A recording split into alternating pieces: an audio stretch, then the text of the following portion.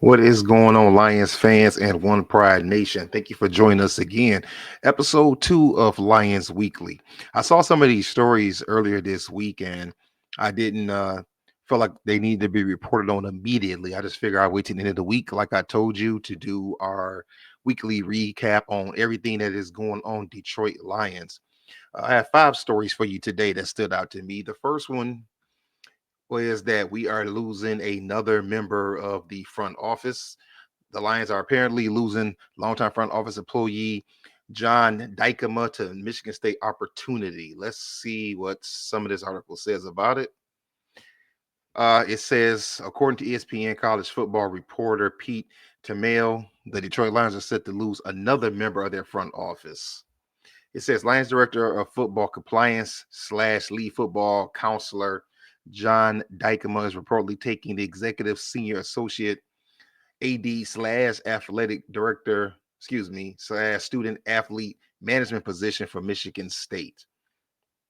It goes on down here to say that it goes on to say that Dykema becomes the second Lions front office member this all season to leave for a college job and the fifth member of the staff over the past 3 years who has found promotions elsewhere. Here is an overview.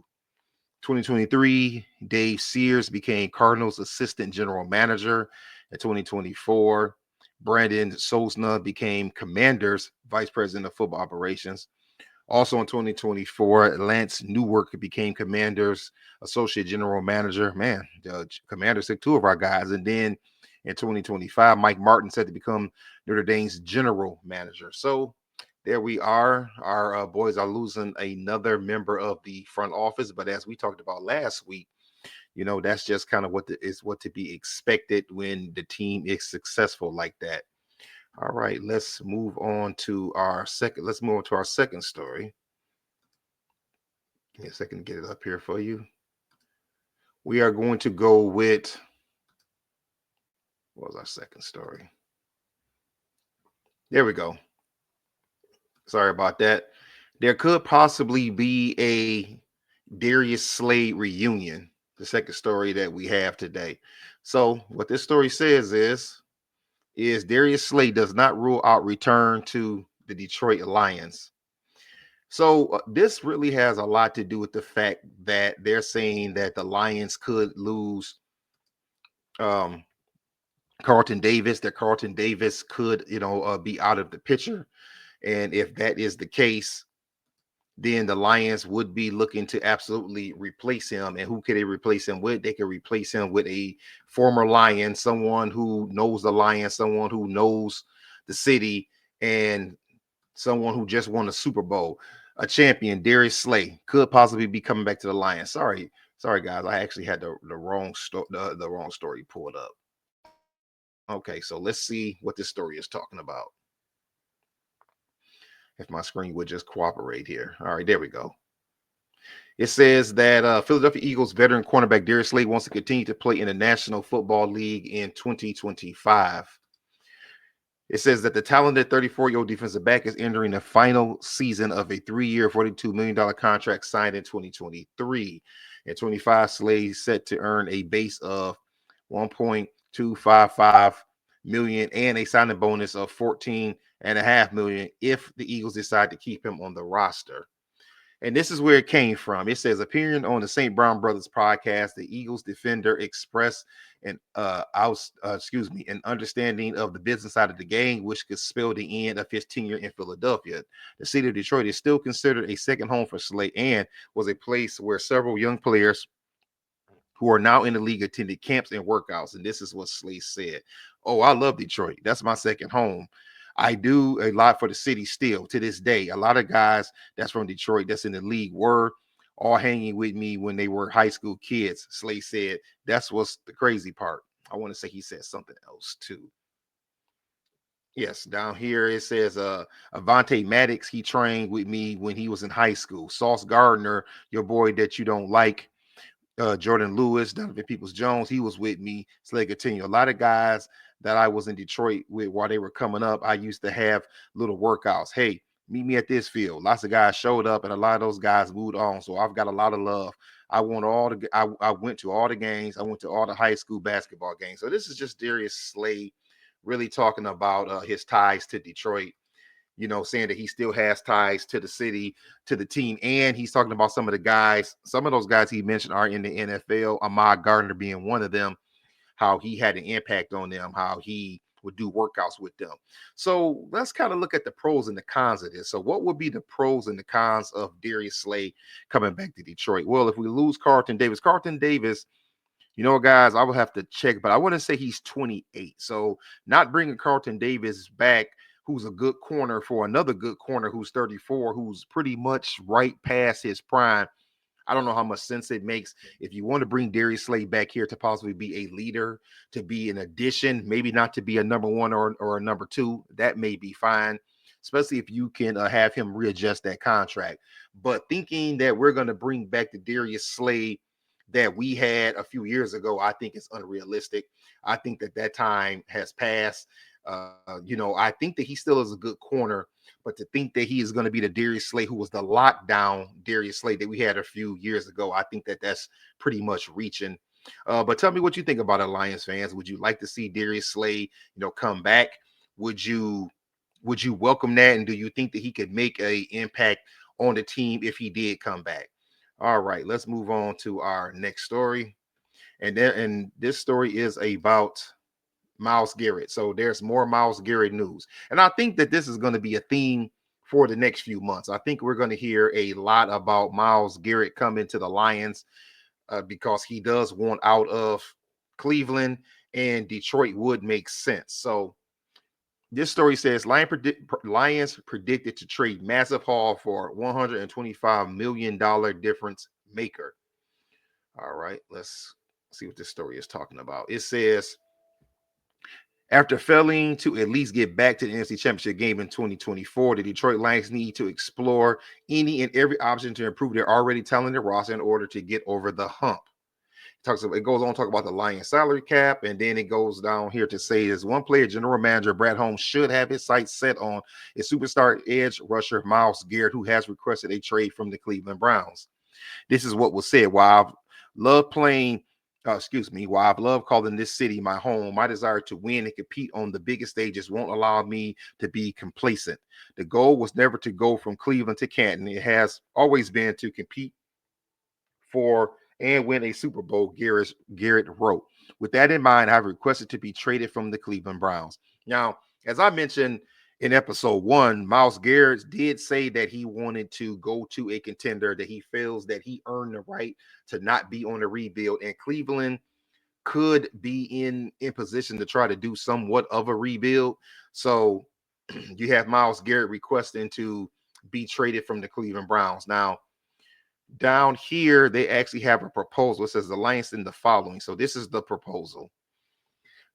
The Lions send the following to the Browns: their 2025 first round pick, which is 28, their 2025 third round pick, their 2026 first round pick, 2026 third round pick, and defensive tackle Broderick Martin. In exchange, the Lions would get Myles Garrett. They would get the Browns 2025 fifth round pick, which right here it says that that's really just them giving the Lions their fifth round pick back that they traded against Darius Smith, and the Browns 2026 second round pick. So what do you all think about that? Do you think that would be giving up too much to get Myles Garrett?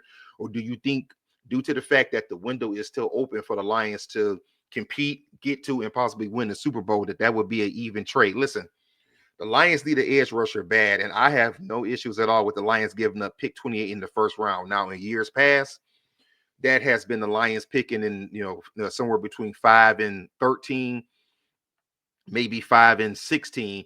But now that the team is winning, they're going to be consistently picking at the end of the first round, which at pick 28, that's really almost like an early second round pick. I have no issues with them giving up a first round pick.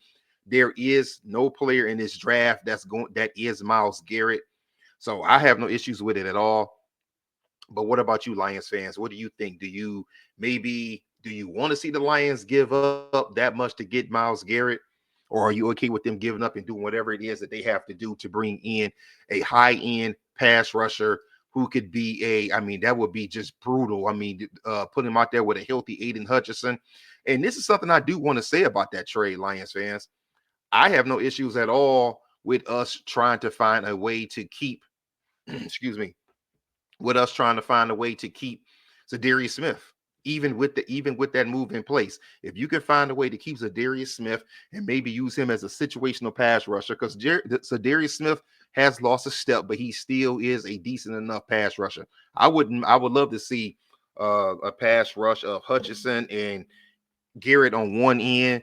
Zadarius Smith maybe coming in on second down, and maybe when they go into like a dime package or particular third down packages, you could slide either Garrett or Hutchinson in at tackle, and then you can have the other two in the end. For example, you could put Hutch in at tackle and have Smith on one end and Myles Garrett on the other end, and form just a crazy third down pass rush. Okay, let's move on to our next story. Top 5 free agents that the Lions should target. This is, according to Bleacher Nathan, excuse me, top 5 Detroit Lions free agent targets. And let's see what they say. Fresh off a strong season, the Detroit Lions are looking to build their momentum and take the next step towards the Super Bowl, which is the goal. And they have top 5 free agents the Lions should target. So number 1, they have Trey Smith, the guard from Kansas City. Detroit Lions have roughly $46 million in available cap space and should be spending to win a Super Bowl. Trey Smith is the top offensive lineman projected to hit the open market this offseason, and he's been a consistent producer for the Kansas City Chiefs. And according to PFF, he has a 78.8% rating. It says that he will still be only 25. And that's the thing I like about it. Now, Trey Smith is a good guard. We know that guard is one of the Lions' top needs. Now, I know a lot of people are saying Christian Mahogany is ready to go. But if you can possibly get Trey Smith, get him in here and put him on that line and keep bolstering that line, whether he takes the side that Glasgow was at or whether they decide not to bring Zeitler back, this could be a good pickup. Let's see who the second person is. Josh Sweat. Okay. This wouldn't be bad either. The Lions need to add an edge rusher, and Josh Sweat at 28 years old is a long-term option that could help Detroit boost its pass rush and serve as a long-term building block for that unit. Sweat was a steady producer in Philadelphia under multiple defensive coordinators and was a wrecking ball for the Eagles in their Super Bowl. Yes, he was. I like that idea. 28 years old. He's in his prime. Now, to me, if you can immediately get that Myles Garrett trade done, this would be a good guy to go at, and that's only if the Eagles don't bring him back. Number 3 on the list is Khalil Mack.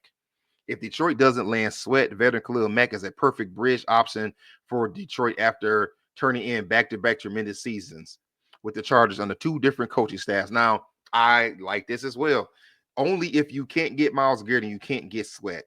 I know that Khalil Mack has to be 33 or 34 by now, so you're getting the guy that's just a little bit past his best. Could he be a little bit better than Zadarius Smith? Only time will show. Number 4, Drew Dahlman, the center from Atlanta. Atlanta's Drew Dahlman could hit the market next month, and he's a no-brainer.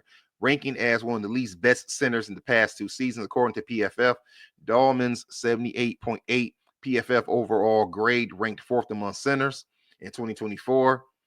It says he was 82.3 overall in 2023, and he ranked 3rd among centers. Dahlman has room to grow as a pass blocker, but he is one of the league's best run blocking centers, and he's only 26. I like that for one reason, because Frank Ragnow, if I'm not mistaken, Ragnow should be 30 going into the season. He may be 29 now, or he may actually be 30 going on 31. But we know Frank Ragnow, to me, who has been the best center for years in the NFL, is getting long in the tooth. And if he decides to retire, you have to get somebody immediately to replace him. Worst case scenario, you could bring Big Frank back for one more year and let this guy come in, back him up for 1 year, and then be the guy in 2026. And then last on the list is a guy who is still on the roster, at least as of now, Carlton Davis. It says the Tampa Bay Buccaneers dealt Davis to the Lions in the offseason, and he quickly became a stabilizing force for Detroit's young secondary, which desperately needed help following a rash of injuries in 24. And, it goes on to talk about Davis. It goes on to talk about him, breaking his jaw. It says resigning Davis should be a top priority for the Lions, which I do agree with. regardless of what the Lions are planning on doing at corner, I do think that Davis needs to be at the top of the list. You can still draft another corner. You can maybe try to find another corner in free agency to bring in to groom. But I do think that Carlton Davis showed up and showed out for the Lions.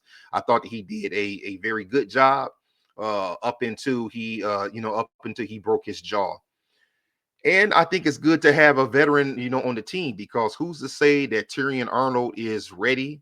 Who's to say that a Mick Robertson is gonna, come back and play the way he played? And he played great, but who's to say that these things are gonna happen? So it may be in the Lions' best interest to, bring back Carlton Davis at least for one more year and let's run it back. And then last, we are going to look at, now this is another thing over the next 2 to 2.5 months we're going to get. There's going to be a lot of mock drafts. So this one is a 3-round mock draft by Fansided. And let's see what they have to say. Mock draft Detroit Lions 3 rounds, 2025 projections. And let's see what they have. They just kind of talk about when it comes to the draft in particular, we've seen how much the Lions value that, which, that was something that Brad Holmes said they were going to build through the draft. But let's just get right into it. In their 3-round mock, what they have is first round pick. They have the Lions instead of draft, and they have them trading that pick for Myles Garrett. And what they have is the Lions. They have the Lions getting Myles Garrett in a 2025 3rd-round pick. They have the Cleveland Browns getting the Lions 2025 first and 4th-round pick and a 2026 2nd-round pick. Not bad. Obviously, the draft capital could move around, but the price for Garrett isn't going to be as crazy as some might think. He's 29 years old, already due a ton of money on his current contract, which means that any trade suitor isn't going to leverage the farm when it comes to draft capital in order to get him. Okay. And it goes on to talk more about Myles Garrett, which we know a lot about Myles Garrett. They have the Lions in the 2nd round taking Ohio State interior offensive lineman Donovan Jackson. This is a kid that I like. And if they don't keep Zeitler, or they feel like Mahogany isn't quite ready yet, and they don't get the guys we mentioned earlier in free agency, this could be, to me, this is a guy that can come right in and start right now. It says if there's one spot where there are some question marks for the Lions this all season going into next year, it's the interior of the offensive line. Just for all the reasons I mentioned, they could use some reinforcements there and some more depth on offensive line. If nothing else, this would be a good depth pick, even if he doesn't start in 2025. Those of you who know this kid from Ohio State, you know what kind of interior lineman he is. And as I said, I do believe he's someone who's a plug-and-play guy. And then in the 3rd round, they had the Lions taking linebacker Chris Paul Jr. from Ole Miss. I don't know a lot about him, so let's see what they say. Excuse me. Detroit could surely feel confident in their starting linebackers with Alex Anzalone and Jack Campbell in these spots. However, Anzalone has been banged up throughout his career, including this past season, and Campbell is still just entering year 3.